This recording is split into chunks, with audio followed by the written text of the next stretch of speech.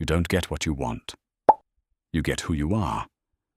And the more desperately you want or need something, the more it drives away what you desire.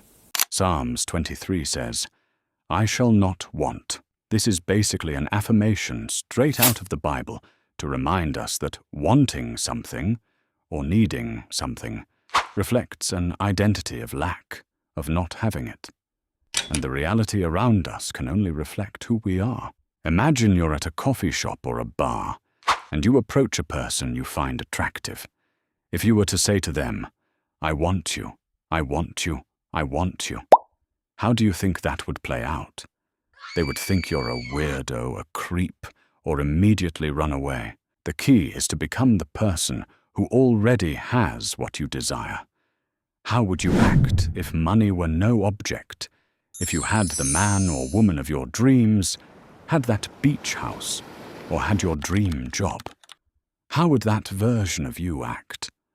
Would a wealthy version of you be concerned when they look at the bank app and only see $21 left with 4 days to go in the month?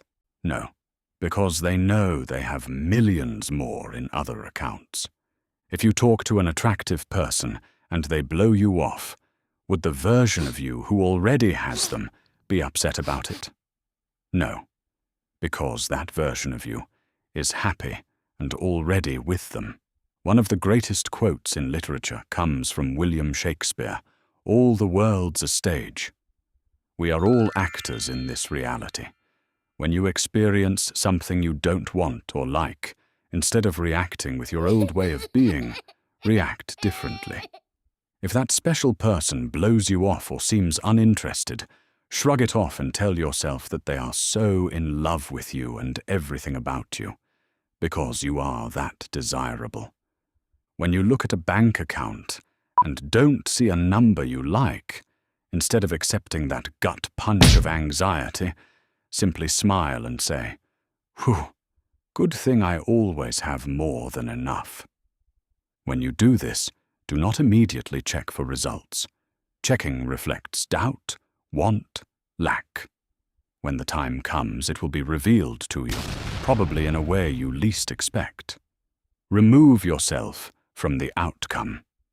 Don't be attached to what reality shows you. What does it cost to try it this way? The old way of reacting hasn't worked. So what's the risk in doing it differently? This is what Christ meant when he told me in the garden that I had to die and be reborn to enter the kingdom.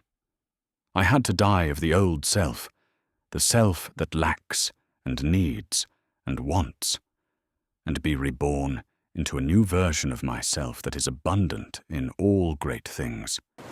That is the kingdom. And it exists not in the exterior material world, but in your imagination, in your mind, where all things are possible. Share this with a friend who needs to hear it.